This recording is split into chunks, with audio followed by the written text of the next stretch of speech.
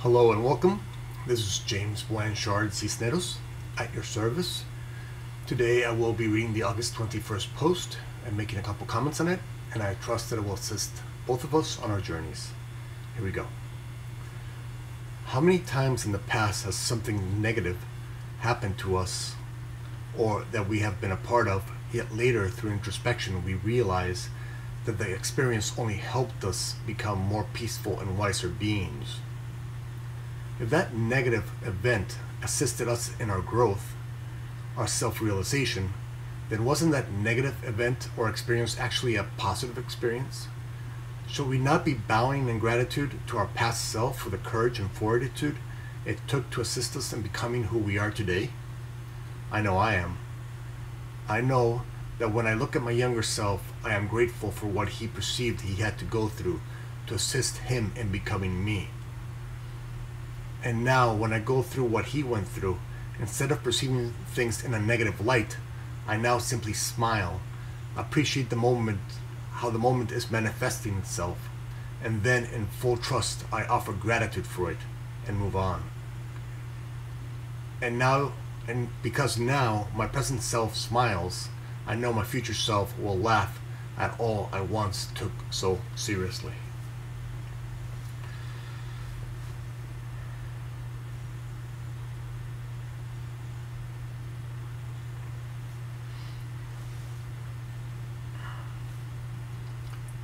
I was speaking to a friend last night who a few decades ago felt humiliated by an individual. Now, my friend had held on to this thought of humiliation, of resentment, of pain, of anger for a couple decades, as most of us do sometimes. But she had been working on herself for a while now, and as life would have it, this individual came back into her life. And she was actually able, and surprised herself by doing so, but able to see him through forgiving eyes, through loving eyes, through kind and generous eyes. And through that she learned that her truth cannot be humiliated. There is our truth, which is loving, compassionate, forgiving. Our truth, which is the extension of our God source. That in truth can only be respected, can only be loved, can only be seen with compassion by somebody else's truth. Now, in the ego's illusionary world, in its fantasy world, yes, the illusionary part of an individual can judge a part of you who still thinks that it's in an illusionary state. And therefore, the truth in you can never be judged, and you can never judge another for judging the truth in you, for you know that's unjudgeable. But an individual who's not in their truth can judge you, and if you are part of yourself is not in your truth or believing in your truth, still believing in the ego's fantasy, then that part of yourself can feel that judgment. But she had mostly released that part of herself, that illusionary part of herself, that believed in fairy tales, that believed that you can be judged, that believed that you can pluck from a feather from a bird and write your name in the sky. They're all fantasies.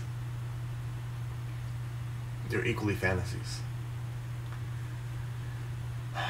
And so she had learned that the truth in her brother could have never truly humiliated her. And so she saw the truth in him. She saw that this is a loving, forgiving, kind being. That's his truth. He can play around in the fantasy world all he wants, but his truth can never judge her. So that experience, that holding on to resentment, taught her that it was worthless to hold on to such anger and pain and resentment for so long.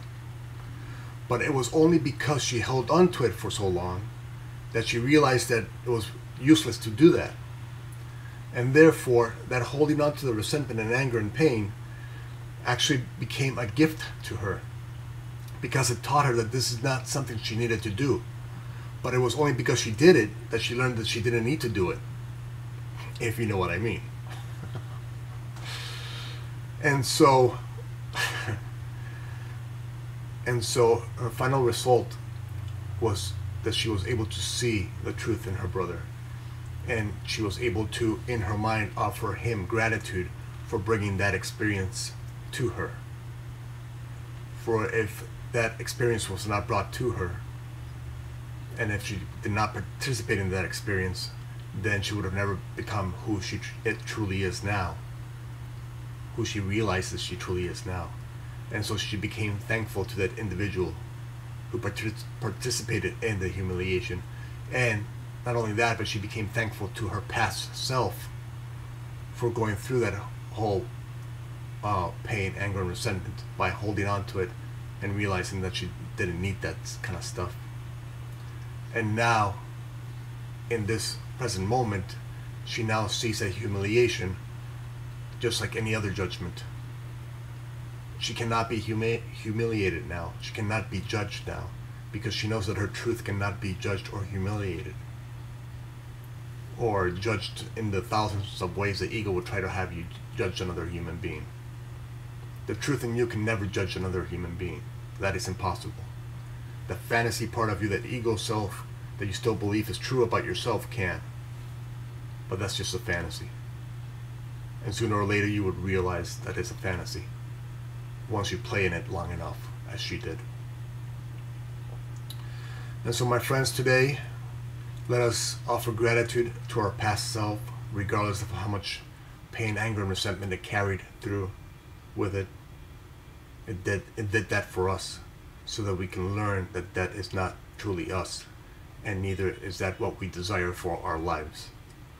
But it was only because we went through it, it's only because our past self went through it, that our present self has become the person who we are today. That realigned being, that extension of God's source, becoming an expression of its truth to the world, and offering the world forgiveness, compassion, and peace. For that is what they deserve, regardless of what they think of themselves. And when we offer that to them, they will start realizing their own truth.